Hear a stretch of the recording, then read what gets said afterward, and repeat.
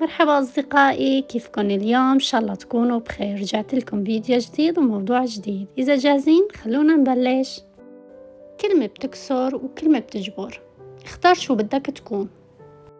في ناس بتفكر إنه الكلمة بتمرق وبتنتهي، بس الحقيقة في كلمة بتنقال بثواني وبتضل تحرق قلب الإنسان لسنين. في كلمة بتحرجه قدام الناس، بتكسر فرحته وبتطفي عيونه. وفي كلمة تانية، كلمة بتجيب الدفى لواحد كان بردان من جوا، كلمة بترجعله ثقته بنفسه، كلمة يمكن تغير نهاره كله. شو بتختار تكون؟ اللي بيكسر ولا اللي بيجبر؟ بتقابل إنسان ما بتعرف شو شايل، يمكن راجع من دفن حدا قريب، يمكن تعبان من قهر سنين، يمكن جاي يقاوم هم كبير، وانت بضحكة وحدة كلمة عفوية تكسر له قلبه. يمكن تكون ما بتقصد، بس هو بيرجع البيت وبيعيد كل كلمة براسه بألف مرة. تعرف شو؟ أصعب شي على الإنسان لما ينكسر خاطره من حدا ما توقع منه هالشي. كلمة صغيرة بتعمل جرح كبير جوا قلبه، بس مثل ما الكلمة بتكسر، الكلمة كمان بتجبر. فيك تقوله ما شاء الله عنك عم تصمد رغم كل شي، أنا شايفك قوي، لا تخلي شي يكسرك، إذا احتجت شي أنا جنبك، ضحكتك حلوة خليك مبسوط. كلمة واحدة، كلمة واحدة بتفرق كتير مع حدا. بتعرف شو أكتر شي بيخلي الكسر يوجع؟ إنه أحيانا بيجي من حدا مقرب، من أخ، من صديق، من شريك حياة. بكون الواحد متكل وواثق وحاسس بأمان، وبكلمة واحدة بنهدم هالأمان كله. كلمة ممكن تنقال بنص الغضب، بس بتوقع بقلب الشخص مثل الطعنة. هو يمكن ما يقدر يحكي، بس بيسكت وبيكبت وبيرجع البيت ودموعه عم تحكي عنه. في ناس بتنجرح مو من الصوت العالي، بتنجرح من النبرة، من نسيان مناسبة، من تجاهل، من لا مبالاة.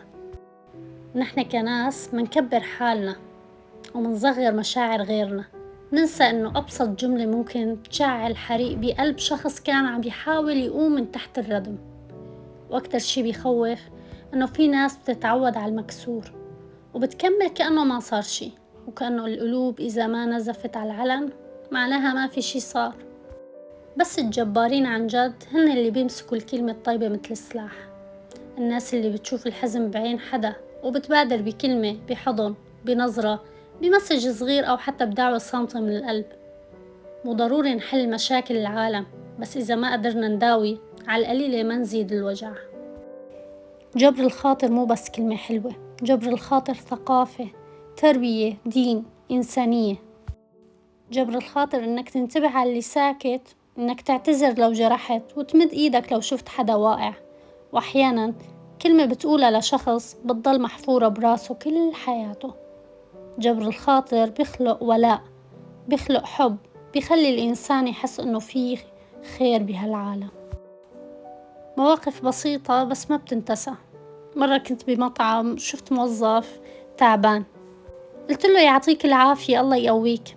هو يمكن كان عم يبكي بقلبه من ضغط الحياة، بس بهاي الكلمة حسيت انه هو حس انه في حدا حاسس فيه.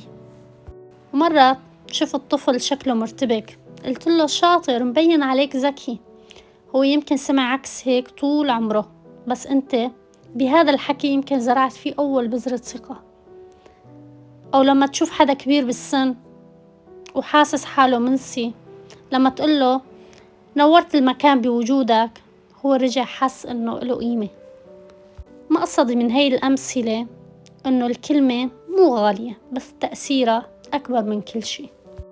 فكر قبل ما تحكي، الكلمة ما بترجع.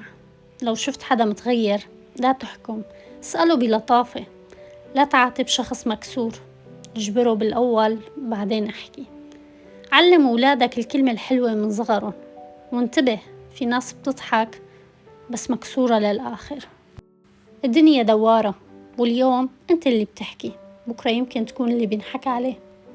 زرع حواليك لطف، لأنه أطيب الناس مو اللي بيملك كتير، بل اللي بيعرف يواسي.